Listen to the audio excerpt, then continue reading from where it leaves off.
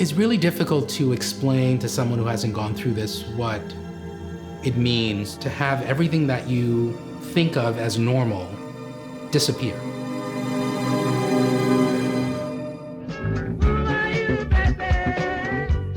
I was born in the United States, but spent most of my childhood in Liberia, an African nation founded by newly freed slaves from America, who were seeking the dream of a better life. And for some time, my family was able to live that dream.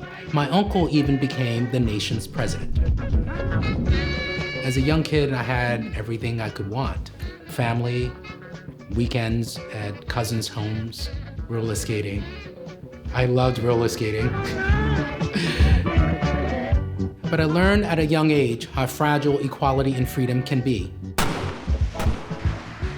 I woke up to gunshots at the front door, where my father threw me and my brother and my sisters out of the window. They eventually got into the house and started shooting in our beds because they thought we were still there. A successful coup d'etat. A violent military coup toppled the Liberian government. Characterized by an ethnically based dictatorship. My uncle was assassinated.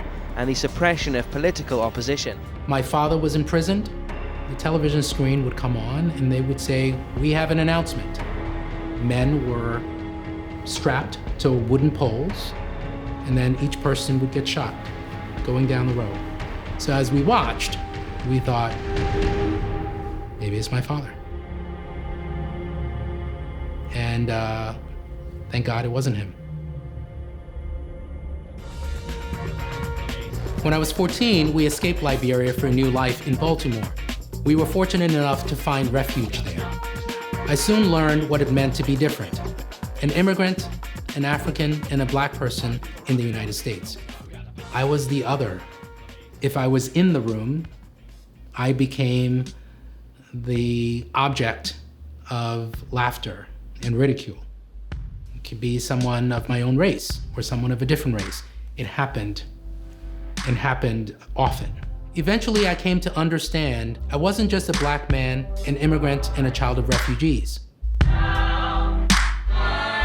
I was also gay. It took me years to get to the point where I felt that I could look myself in the mirror and see a friend and see value. I told my father on the telephone I was gay, and he got very, very angry, disowned me, said, "I wish you were never born." Took them years to get there. These reflect treasures from my father. I didn't have a good appreciation for it at the time. And now, I love jazz. I had to, at a very young age, understand the purpose of life, the value of democracy, and really think about, why am I here? What am I going to do? I became a civil rights lawyer defending LGBTQ people from discrimination. And over the last decade, I have worked to defend and protect the civil rights of millions of people across the state of New York. As the head of New York's Office of Civil Rights, I helped lead the fight to win marriage equality in the Empire State, 3 years before the Supreme Court guaranteed that right to every American. We banned the abusive practice of conversion therapy on minors. We protected transgender New Yorkers from discrimination and enacted the nation's most progressive policies to combat HIV and AIDS. From housing discrimination to racial discrimination and reproductive justice, I've worked to make New York a fairer, freer place for everyone. And now, I could not be more proud to take the helm and lead the Human Rights Campaign as its next president. Rescinded protections for transgender students. Discrimination against gay people. Banning most transgender troops from serving in the military. I don't have to tell anyone that this is a perilous time. Justices who would not support gay rights. But in this moment, I see a tremendous opportunity to overcome these attacks. I believe in the single mother trying to access affordable health care for her family. I believe in the Black trans woman who is preparing for that big interview.